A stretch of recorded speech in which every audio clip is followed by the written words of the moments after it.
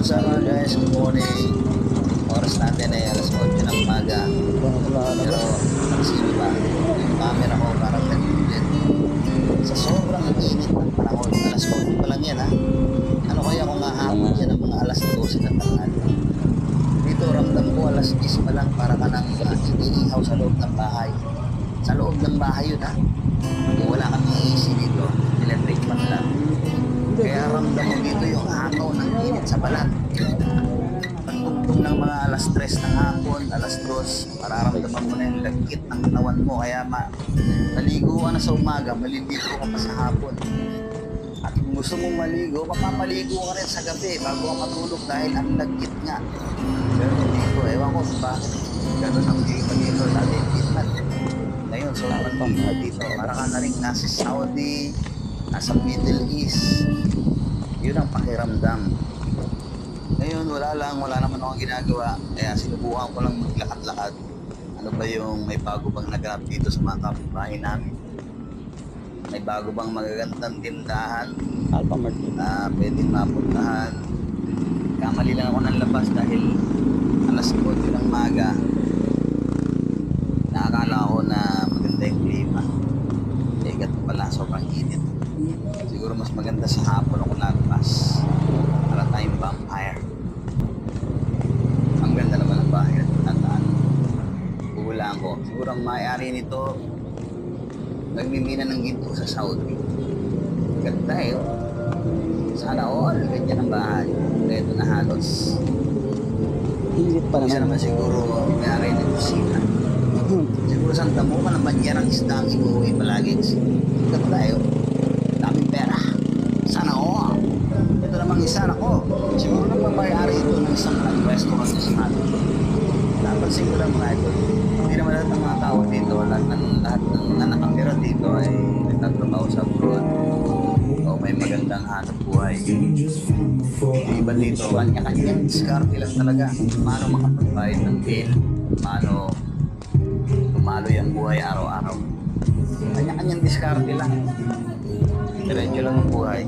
Yung iba, sa harapan mismo ng tindahan nila nagtatayo ng bukay-bukay. Nagtatayo ng kanya-kanyang tindahan. Yung pangmerienda sa hapon. Nagtatayo ng maliit na palengke. Maliit na palengke. Para yung mga kapitbahay dito sa looban, hindi na lumabas para papalengke na. Ganda rin yung naisip nila. Kanya-kanyang diskarte lang talaga pang buhay. Kaya yung iba na hindi lumalaban ng patas, babalikan kayo niyan balang araw. Lakad-lakad ka lang dito araw-araw, mag-observe. Sigurado marami kang matututunan. Buti na lang, hanggang ngayon, wala pa ako nakikita ng toxic na mga kapitbahay. Mayroon kasi pag may ganun, lalo na kung katabi mo lang, hindi ka makakakilos ng maayos. Pero may mga kapitbahay na kung ano yung ginagawa mo, lagi sinisilip. Lagi nakatingin sa bintana. Mga kapitbahay na lagi nag-aabang kung lalabas ka ng mundo. At kung meron kang bagong gagawin, lagi nilang aabangan. Para silang stalker. Buti na lang, ewan ko lang. Kasi ngayon pala ako nag-i-stay. At magtagal-tagal, makikilala ko na rin ang mabait naming mga kapitbahay. Laging happy, dapat happy lang talaga. Ikwento ko lang yung mga sitwasyon na mga kapitbahay na hindi maganda. Alam niyo ba yun? Yung halimbawa magtitinda ka. Tapos pag nakita nila na nagbuboom yung tinitinda mo, biglaan nilang gagayahin. Walang problema kung gagayahin. Kaya lang yung tipong sisiraan, buti na lang walang nangyayari. Ikwento ko lang.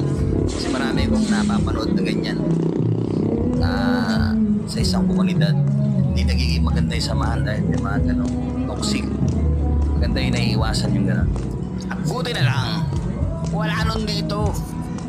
Maganda yung good vibes lang lahat.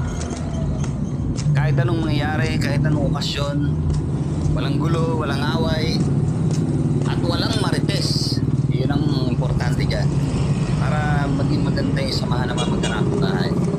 Kaya, maski mainit sa labas, okay lang sa akin magkagala. Maglalakad. Dahil wala namang sasalubong sa akin dyan para manggulo at maghatid ng problema. eksena.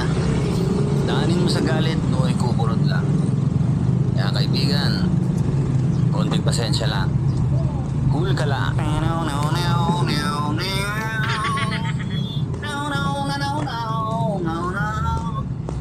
Diba? Sabi nga sa kanta, cool ka lang. Lalo na ngayon, mainit ang panahon.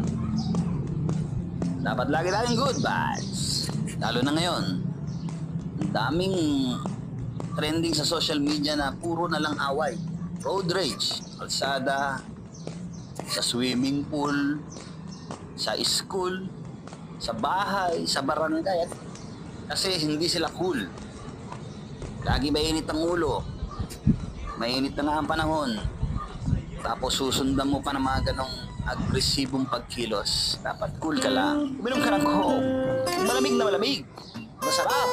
Para lagi kang cool.